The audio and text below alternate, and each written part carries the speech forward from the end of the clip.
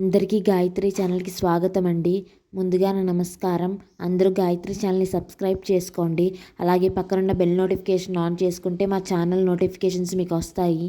ఈరోజు మనం చాలా పవిత్రమైన అరుదైన ఒక వ్రతం గురించి తెలుసుకోబోతున్నాం. అదే అనగాష్టమి వ్రతం. అయితే ఈ వ్రతం శ్రీ దత్తాత్రేయ స్వామి మరియు అనగాదేవికి అంకితమైన అత్యంత పవిత్రమైన వ్రతం. ఈ వ్రతం ఎప్పుడు చేయాలి, ఎలా చేయాలనేది స్పష్టంగా తెలుసుకుందాం.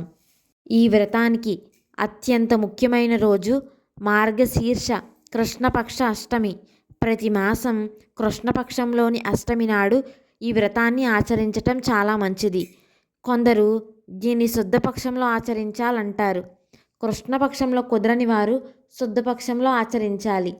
ఏ కారణం చేతనైనా అష్టమి నాడు కుదరకపోతే ఆ నెల మానకుండా ఏదో ఒక రోజునైనా ఈ వ్రతాన్ని ఆచరించటం చాలా మంచిది. కనీసం సంవత్సరానికి ఒక మారైనా ఈ వ్రతాన్ని తప్పకుండా ఆచరించాలి. అనగాష్టమి వ్రతంలో అసలు అనగా అంటే అర్థం ఏమిటి? అగము అంటే పాపము. మనం చేసే పనులలో, మాటలలో, ఆలోచనల్లో మనం అనుక్షణం అనేక పాపాలు చేస్తూ ఉంటాం. ఆ పాపాలే మన అభివృద్ధికి ఆటంకంగా నిలుస్తూ ఉంటాయి. అట్టి పాపాలను పటాపంచలు చేయగల జగజ్జనని జనకులు గనుకనే వీరికి అనగా దంపతులు అని పేరు వచ్చింది. అనగాష్టమి కథ ప్రారంభం. శ్రీ వేదవ్యాస మహాముని అనుగ్రహించిన శ్రీ భవిష్య పురాణములోని ఉత్తర పర్వములో ఉన్నది ఈ కథ. దీపకుడు తన గురువుగారికి నమస్కరించి ఈ విధముగా అడిగాడు. ఓ గురుదేవా, పూర్వము జంబుడనే రాక్షసుడు దేవతలను ఓడించాడు. తర్వాత శ్రీ దత్తభగవానుడు ఆ రాక్షసులను సంహరించి ఇంద్రాది దేవతలకు రక్షణ కల్పించనని విన్నాను. అయితే శ్రీ దత్తుల వారు అతనితో నిజముగా యుద్ధం చేశారా, లేక యోగ బలముచ్చే జయించారా? నా సందేహమును దూరం చేయగలరు అని అడిగాడు. అందులకు శ్రీ గురు ఈ విధముగా పలికారు. ఇదే ప్రశ్నను పూర్వము యుధిష్ఠిరుడు వాసుదేవుణ్ణి అడిగారు. అయితే శ్రీకృష్ణుడు చెప్పిన దానిని నీకు చెప్పిదను, శ్రద్ధగా వినుము అని అన్నారు. శ్రీకృష్ణుడు ఈ విధంగా చెప్పాడు. బ్రహ్మపుత్రుడైన అత్రి మహా తేజోశాలి మరియు గొప్ప ఋషి. ఆయన భార్య పేరు అనసూయాదేవి. ఆవిడ గొప్ప పతివ్రత. వారికి కాలాంతరమున దత్త అనే పేరు గల మహాత్ముడు పుట్టాడు. ఆయన మహాతపస్సు చేయగల మహాయోగి. ఆయన విష్ణువు యొక్క అంశతో భూమి మీద ఉద్భవించాడు. ఆయనకు ఎవ్వరూ సాటి లేరు. ఆయన భార్య పేరు అనగా. ఆవిడ ఎల్లప్పుడూ పతిని అనుసరిస్తూ ఉంటారు. వారికి 8 మంది పుత్రులు. అనగా విష్ణు రూపమని, లక్ష్మీ రూపము అనగా అని తెలుసుకోవాలి. అనగుడు తన భార్యతో కలిసి యోగ విద్యను అభ్యసించుచూ ఉండేవారు. ఇలా ఉండగా జంబ అనే రాక్షసుడు దేవతలను పీడిస్తూ ఉండేవాడు. బ్రహ్మ వలన లభించిన వరప్రసాదమున జంబుడు అమరావతికి వెళ్ళి 100 దివ్యవర్షములు యుద్ధం చేశాడు. ఈ సంగ్రామంలో పాతాళలోకంలో ఉన్న రాక్షసులు కూడా కలిశారు. అనేక మంది రాక్షసులతో, రాక్షస సైన్యముతో యుద్ధము జరుగుతూ ఉండేది. వారి చేత ఓడింపబడిన ఇంద్రుడు మరియు మరికొంతమంది దేవతలు తమ స్థానములను విడిచి 10 దిక్కులకు పారిపోయారు.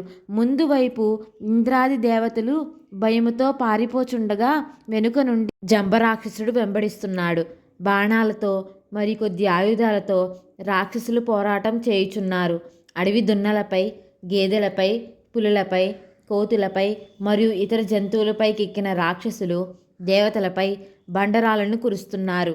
అలా దేవతలు వింధ్యగిరిపై అనగా మరియు అనగా దంపతులు నివసిస్తున్న ఆశ్రమానికి వెళ్ళారు. అక్కడకు చేరుకున్న దేవతలు వారిని శరణు కోరుతూ, ఓ దేవదేవ, జగన్నాథ, శంఖచక్ర గదాధర, పాహి పాహి, ఆపదలో ఉన్న మాకు రక్షింపుము. జంబరాక్షసుని చేతిలో మాకు పరాజయము వచ్చినది. మీ చరణ పద్మములు కాక సురులకు, భక్తులకు ఇంకేమీ గతి లేదు. కావున ఓ బ్రాహ్మణ్, దేవతలమైన మేము మీ ఆశ్రయమునకు వచ్చితిమి. వారి విలాపమును విన్న ఆత్రేయ భగవానుడు తన దేవి అయిన అనగా వైపు లీలగా చూచెను. విగజరముతో వచ్చి ఉన్న అందరి దేవతలకు అలాగేనని అనుమతిచ్చారు దత్తాత్రేయ స్వామి. ఇంతలో అక్కడకు రాక్షసులు ప్రహారము చేయుచూ వచ్చిరి.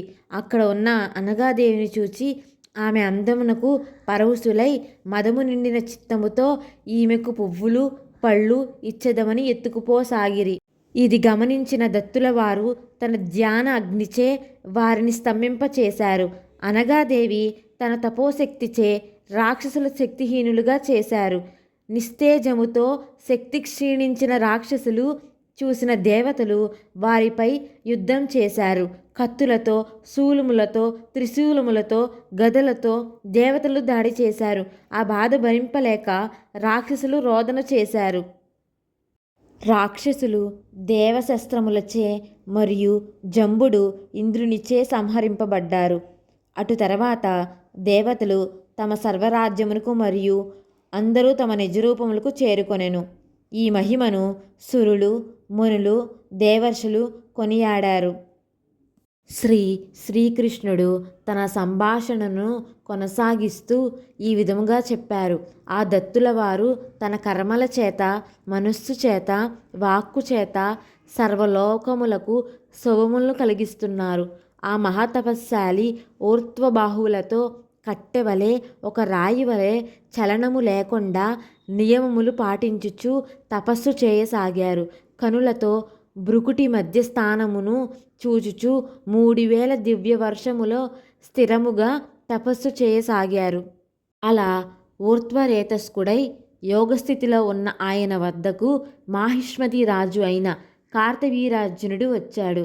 రాత్రింబవళ్ళు అలుపులేక వినయముగా శుశ్రూష చేయసాగారు. గాత్రముతో పూజను, మానసికముగా చింతను చేయుచు సంపూర్ణ నియమాలు పాటిస్తూ ఆనందముగా సపర్యలు చేశారు. అందులకు సంతోషించిన దత్తుల వారు అతన్ని వరములు కోరుకోమని అడగగా కార్తవీర్యార్జునుడు 4 వరములు కోరాడు.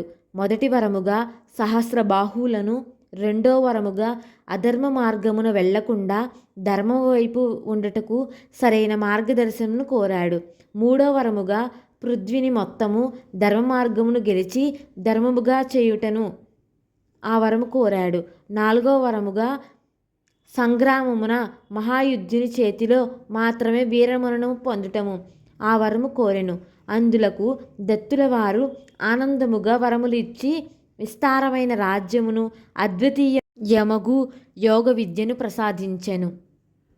అటు పిమ్మట ఆ రాజు చక్రవర్తి అయ్యారు.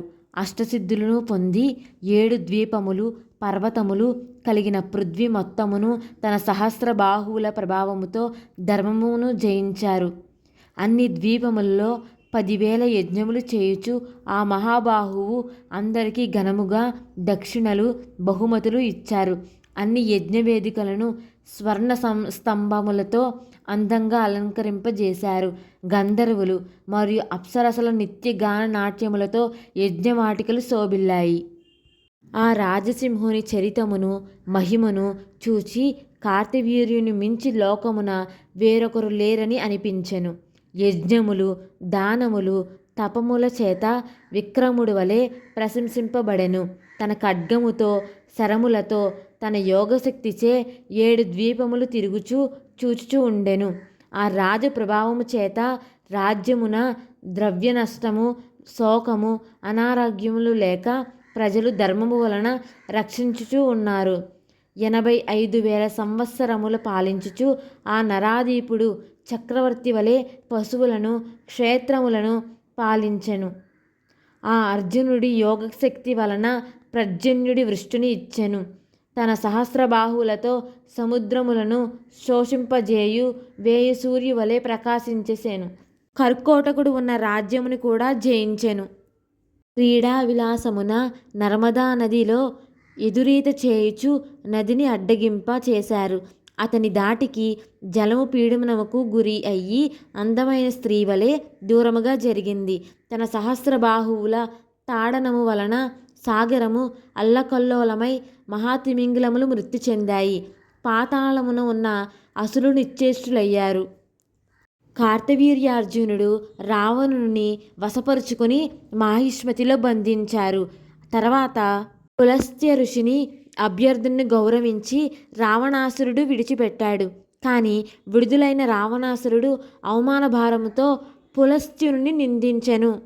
ఒకసారి ఆకలి వలన భిక్షకు వచ్చిన చిత్రబానునికి అంటే అగ్నిదేవునికి సప్తద్వీపములోని పంటలను, లతలను, వృక్షములను భిక్షగా ఇచ్చెను. ఇటువంటి గుణములు కార్తవీర్యార్జునకు కేవలం యోగాచార్యుడైన అనగాదేవుని కృప వలన మాత్రమే కలిగాయి. అలాంటి యోగి వరము లభించిన కార్తవీర్యుని వలన మర్త్యలోకమున అనగాష్టమి వ్రతము ప్రసిద్ధి చెందింది. ఇది వినిన యుధిష్ఠిరుడు ఇట్లా పలికెను: ఓ పుండరీకాక్ష, ఈ సర్వరాజు అయిన కార్తవీర్యార్జునుడు చేసిన వ్రతము ఏమిటో, వాటి మంత్రములు, సమయము, ఏ కాలమునందు ఏ తిథులలో చేయవలనో నాకు చెప్పుము కేశవ అనెను. అందులకు శ్రీకృష్ణుడు ఈ విధముగా చెప్పారు: మార్గశీర్ష మాసములో కృష్ణపక్షములో వచ్చు అష్టమి తిథియందు బహుపుత్రులతో కలిసియున్న అనగా మరియు అనగా దంపతులను ముందుగా శాంతపరిచిన అంటే శుద్ధి చేసిన భూమి భాగమునందు అష్టవక్త్రములు అంటే చిత్రము ఎందు కలసములో గాని పద్మములు ఎందు గాని లేక దర్భలు ఎందు గాని స్థాపించి పూజింపజేయాలి. ముందుగా స్నానమాచరించి పుష్పములు మరియు సుగంధములతో విష్ణువును ధ్యానించి ఋగ్వేదములోని రుక్కులతో ఆచరింపవలెను. ముందుగా విప్రులకు నమస్కరించి ఆ కాలములో లభించు మంచి ఫలములు, కందములు, రేగులు మొదలుగా వివిధ నైవేద్యములను గంధ ధూప దీపాదులతో సమర్పింపవలెను. అటు తర్వాత ద్విజులతో మరియు బంధువులతో భోజనం చేయాలి. వ్రతము చివరలో కనీసము ఏ ఒక్కరినైనా ఈ వ్రతము చేయుటకు ప్రేరేపించవలెను. ఈ వ్రతము ఆజీవనము చేయుదగునది అను సత్యమును నేను చెప్పుచున్నాను. కనీసం 1 సంవత్సరమైనా చేయాలి ఈ వ్రతము. ఆ రాత్రి నటనము, నాట్యము, గానము మొదలుగా వాటితో జాగరణ చేసి నవమి నాటి ప్రభాత సమయములో నీటిలో విసర్జనము చేయవలెను. ఇట్లు ఎవరైతే భక్తియుక్తులతో శ్రద్ధగా ప్రతి సంవత్సరము చేయుచారో వారు సర్వపాపముల నుండి విడుదల పొందుతారు. కుటుంబం వర్ధిల్లుతుంది.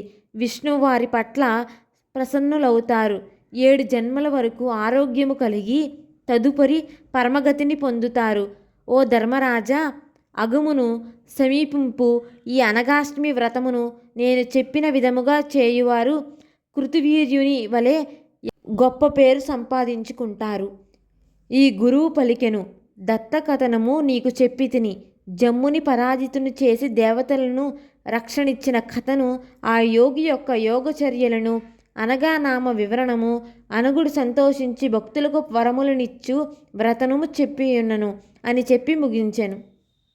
ఇలా అనగాష్టమి వ్రతం కథ వినడం, వ్రతం చేయడం వల్ల మన జీవితం పాప విముక్తి అవుతుంది. అనగాదేవి శ్రీ దత్తాత్రేయ స్వామి కృప ఎప్పుడూ మనతో ఉండాలని కోరుకుంటూ ఈ వ్రతాన్ని భక్తి నమ్మకంతో చేయండి.